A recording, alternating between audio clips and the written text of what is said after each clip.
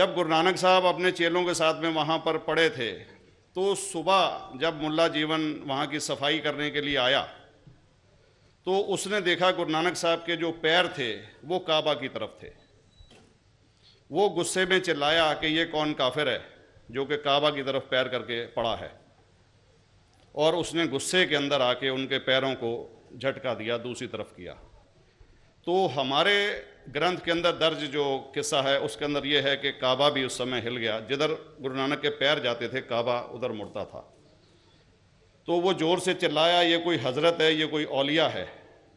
तो मैं ये जानना चाहता हूँ कि ये वर्जन को आप मतलब एग्री करते हैं, और करते हैं तो इसका हमारे मुस्लिम ग्रंथों के अंदर किस तरीके से उल्लेख? सबसे बेहतरीन जवाब कोई सिख दे सकेगा वो आपको कोट करेंगे जापू जी, जो गुरु ग्रंथ साहिब आदि ग्रंथ के सबसे पहले चैप्टर है न, कई किस्से कहानी। ये मैं तस्लीम करता हूं कि गुरु ग्रंथ साहिब में कई चीजें सही है। अस्सलाम वालेकुम, मैं हाँ मोहम्मद अशरफ। उम्मीद करना तुसी सारे चढ़दी कला च होवोगे।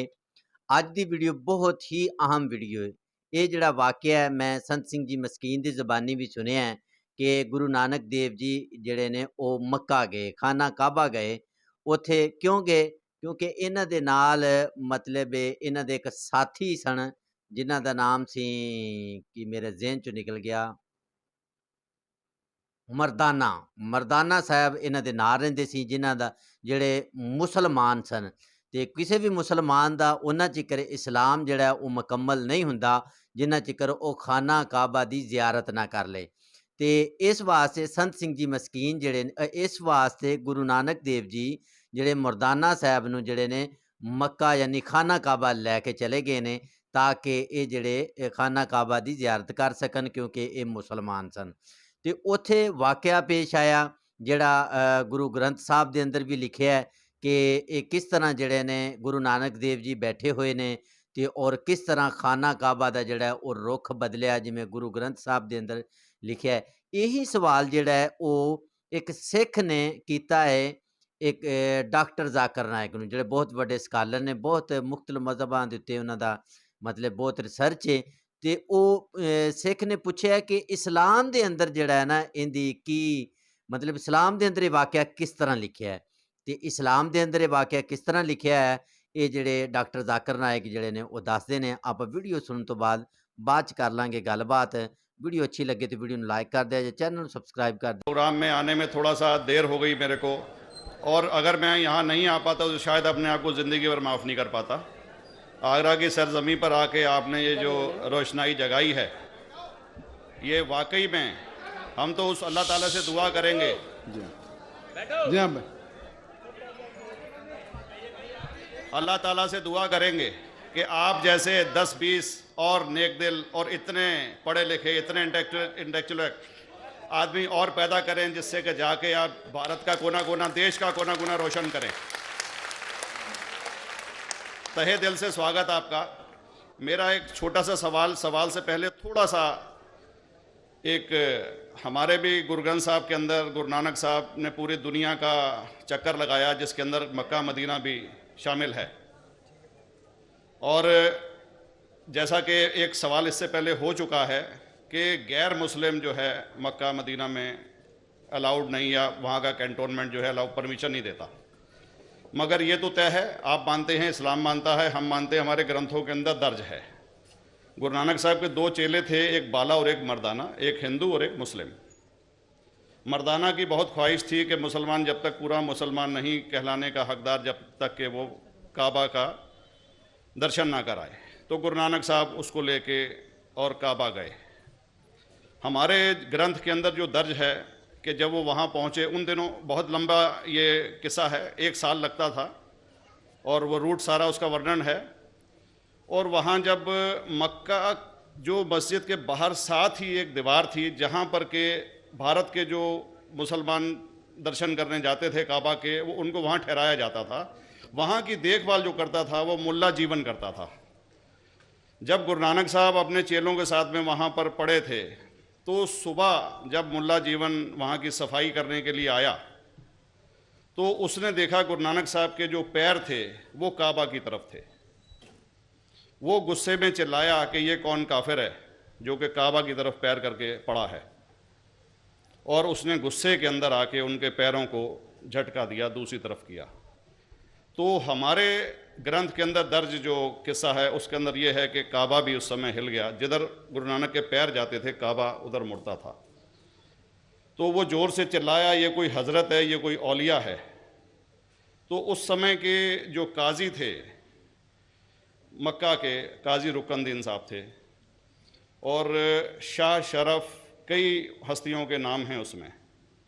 तो मैं ये जानना चाहता हूँ कि ये वर्जन को आप मतलब एग्री करते हैं, और करते हैं तो इसका हमारे मुस्लिम ग्रंथों के अंदर किस तरीके से उल्लेख है?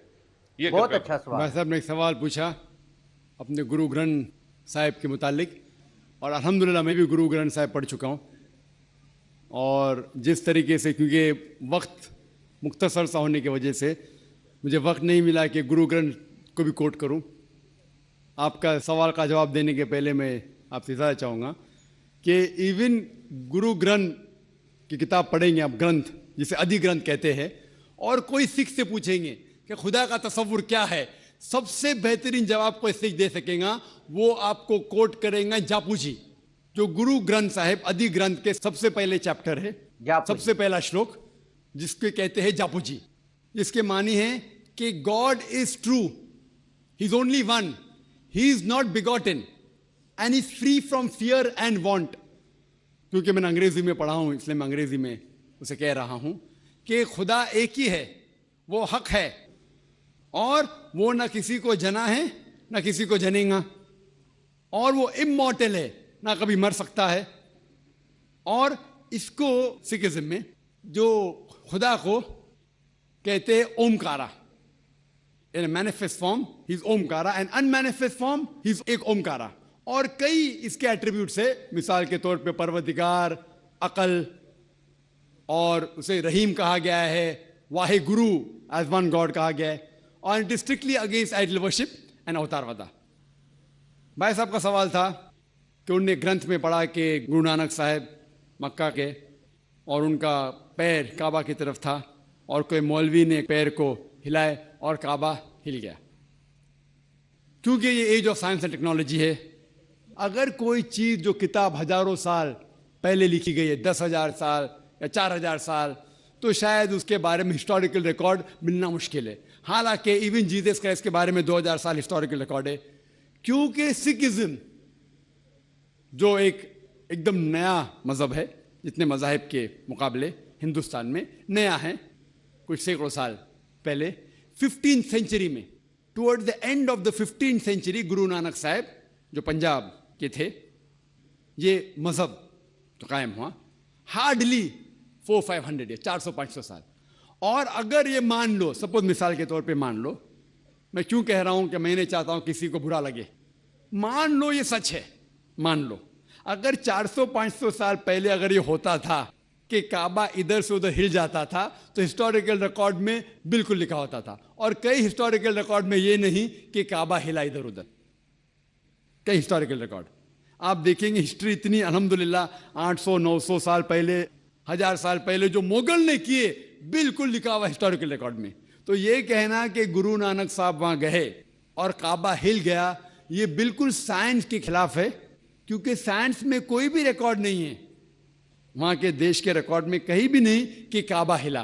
तो इसलिए हम कहते हैं कि हो सकता है ये गलती से किसने लिखा होगा, न कई किस्से कहानी। ये मैं तस्लीम करता हूं कि गुरु ग्रंथ साहिब में कई चीजें सही है, हक की बात है, लेकिन ये तस्लीम करना कि काबा हिल गया, ये बिल्कुल साइंस के भी खिलाफ है, साइंस के खिलाफ है। और इस्लाम में भी ये नहीं है। लेकिन ये कहना कि कोई गैर मुस्लिम जा सकता है, मुमकिन है, चुपके से कोई गया तो हो सकता है। वो भी जवाब बहुत अहम वीडियो सी।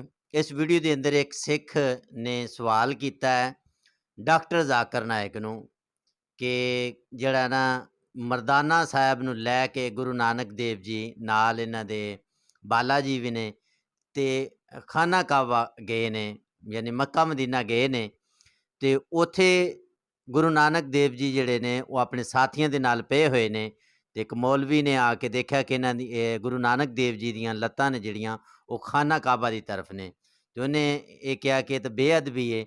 ਔਰ ਲੱਤਾਂ ਨੂੰ ਹਟਾ ਕੇ ਦੂਸਰੀ ਤਰਫ ਕਰਤਾ ਤੇ ਨਾਲ ਹੀ ਜਿਹੜਾ ਉਹ ਖਾਨਾ ਕਾਬਾ ਵੀ ਫਿਰ ਗਿਆ। ਤੇ ਇਹ ਗੁਰੂ ਗ੍ਰੰਥ ਸਾਹਿਬ ਦੇ ਅੰਦਰ ਇਸ ਤਰ੍ਹਾਂ ਲਿਖਿਆ ਹੈ। ਡਾਕਟਰ ਜ਼ਾਕਿਰ ਨਾਇਕ ਨੇ ਜਵਾਬ ਦੇਣ ਤੋਂ ਪਹਿਲਾਂ ਇਹ ਦੱਸਿਆ ਕਿ ਮੈਂ ਜਿਹੜਾ ਹੈ ਨਾ ਗੁਰੂ ਗ੍ਰੰਥ ਸਾਹਿਬ ਜਿਹੜੀ ਹੈ ਉਹ ਮੁਕੰਮਲ ਪੜ੍ਹੀ ਹੋਈ ਹੈ। ਔਰ ਉਹਨਾਂ ਨੇ ਇੱਕ ਜਾਪੂ ਜੀ ਸਾਹਿਬ ਦਾ ਇੱਕ ਹਵਾਲਾ ਦਿੱਤਾ ਗਾਡ ਦੇ ਮੁਤਲਕ ਕਿ God he is true, God is true, ਔਰ ਦੱਸਿਆ ਕਿ he is immortal, he is only one, ਕਿ ਗਾਡ ਜਿਹੜਾ ਅੱਲਾ ਇੱਕੋ ਹੀ ਹੈ, ਉਹ ਸੱਚਾ ਹੈ। ਉਹ ਜਿਹੜਾ ਉਹਦੇ ਮਤਲਬ ਹੈ ਉਹ ਗਾਡ ਉਹਨੂੰ ਕਦੀ ਮੌਤ ਆਉਣ ਵਾਲੀ ਨਹੀਂ ਹੈਗੀ ਔਰ ਉਹ ਇੱਕ ਹੈ। ਔਰ ਇਸੇ ਤਰ੍ਹਾਂ ਕੁਰਾਨ ਸ਼ਰੀਫ ਦੇ ਅੰਦਰ ਵੀ ਲਿਖਿਆ ਹੈ ਕੁਲ ਹੂ ਵੱਲਾਹੂ ਅਹਦ ਅੱਲਾਹੁ ਸਮਦ ਲਮ ਯਲਿਦ ਵਲਮ ਯੂਲਦ ਵਲਮ ਯਕੁल्लाहु ਕੁਫੂਵਨ ਅਹਦ। ਤੇ ਕਹਿ ਦਿਓ ਕਿ ਰੱਬ ਇੱਕੋ ਹੀ ਹੈ, ਉਹ ਬੇਨਿਆਜ਼ ਹੈ, ਨਾ ਉਹਦਾ ਕੋਈ ਬਾਪ ਹੈ ਨਾ ਉਹਦੀ ਕੋਈ ਔਲਾਦ ਹੈ ਔਰ ਉਹਦੇ ਬਰਾਬਰ ਕੋਈ ਵੀ ਨਹੀਂ ਹੈਗਾ। ਤੇ ਇਹ ਯਾਨੀ ਕਿ ਉਹਨਾਂ ਨੇ ਦੱਸਿਆ ਔਰ ਉਹਨਾਂ ਨੇ ਇਹ ਵੀ ਤਸਲੀਮ ਕੀਤਾ ਡਾਕਟਰ ਜ਼ਾਕਿਰ ਨਾਇਕ ਨੇ, ਕਿਉਂਕਿ ਉਹਨਾਂ ਨੇ ਸਾਰੀ ਗੁਰੂ ਗ੍ਰੰਥ ਸਾਹਿਬ ਪੜ੍ਹੀ ਹੋਈ ਹੈ, ਕਿ ਬਹੁਤ ਸਾਰੀਆਂ ਗੱਲਾਂ ਨੇ ਜਿਹੜੀਆਂ ਉਹ ਗੁਰੂ ਗ੍ਰੰਥ ਸਾਹਿਬ ਦੇ ਅੰਦਰ ਬਿਲਕੁਲ ਠੀਕ ਲਿਖੀਆਂ ਹੋਈਆਂ ਨੇ।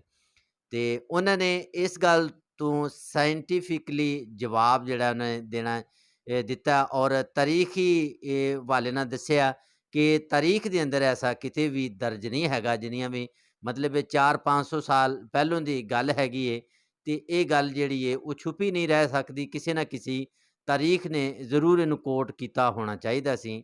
ਉਹਨਾਂ ਨੇ ਇਹ ਜਵਾਬ ਦੇ ਕੇ ਉਹਨਾਂ ਨੇ ਕਿਹਾ ਕਿ ਮਤਲਬ ਇਹ ਕਿ ਐਸਾ ਜਿਹੜਾ ਹੈ ਉਹ ਮੁਮਕਿਨ ਨਹੀਂ, ਅਗਰ ਐਸਾ ਹੁੰਦਾ ਤੇ ਜਿਹੜਾ ਜ਼ਰੂਰ ਕਿਸੇ ਨਾ ਕਿਸੇ ਤਾਰੀਖ ਦੇ ਅੰਦਰ ਲਿਖਿਆ ਹੋਣਾ ਸੀ। ਤੇ ਬਾਕੀ ਜਿਹੜਾ ਹੈ ਉਹ ਤੁਸੀਂ ਇਸ ਬਾਰੇ ਮੈਨੂੰ ਕਮੈਂਟ ਬਾਕਸ ਦੇ ਅੰਦਰ ਆ ਕੇ ਦੱਸਣਾ ਔਰ ਕੋਈ ਰੈਫਰੈਂਸ ਵੀ ਮਜ਼ੀਦ ਜਿਹੜਾ ਨਾ ਉਹ ਮੈਨੂੰ ਦੇਣਾ, ਕੋਈ ਤਾਰੀਖ ਦਾ ਵੀ ਅਗਰ ਹੈ ਆ। ਤੇ ਬਹੁਤ ਮਤਲਬ ਇਹ ਸਵਾਲ ਜਿਹੜਾ ਸੀ ਇੰਪੋਰਟੈਂਟ ਸੀ, ਅਹਿਮ ਸੀ। ਮੈਂ ਵੀ ਜਿਹੜਾ ਬੜੇ ਇੰਟਰਸਟਿੰਗ ਹੋ ਕੇ ਜਿਹੜਾ ਇਹ ਸਵਾਲ ਨੂੰ ਸੁਣਿਆ ਹੈ, ਯਕੀਨਨ ਤੁਸੀਂ ਵੀ ਸੁਣਿਆ ਹੋਏਗਾ। ਤੇ ਆਪਣੀ ਰਾਏ ਦਾ, ਆਪਣੇ ਮਸ਼ਵਰੇ ਦਾ ਕੋਈ ਗੱਲਬਾਤ ਜਿਹੜੀ ਉਹ ਕਰਨੀ ਹੋਈ ਤੇ ਕਮੈਂਟ ਬਾਕਸ ਦੇ ਅੰਦਰ ਆ ਕੇ ਜ਼ਰੂਰ ਕਰਨਾ। ਤੇ ਅਗਰ ਤੁਹਾਨੂੰ ਵੀਡੀਓ ਅੱਛੀ ਲੱਗੀ ਹੋ ਤਾਂ ਵੀਡੀਓ ਨੂੰ ਲਾਈਕ ਕਰ ਦਿਓ, ਚੈਨਲ ਨੂੰ ਸਬਸਕ੍ਰਾਈਬ ਕਰ ਦਿਓ ਜੀ। ਮਿਲਦੇ ਹਾਂ ਇੱਕ ਨਵੀਂ ਵੀਡੀਓ ਦੇ ਨਾਲ।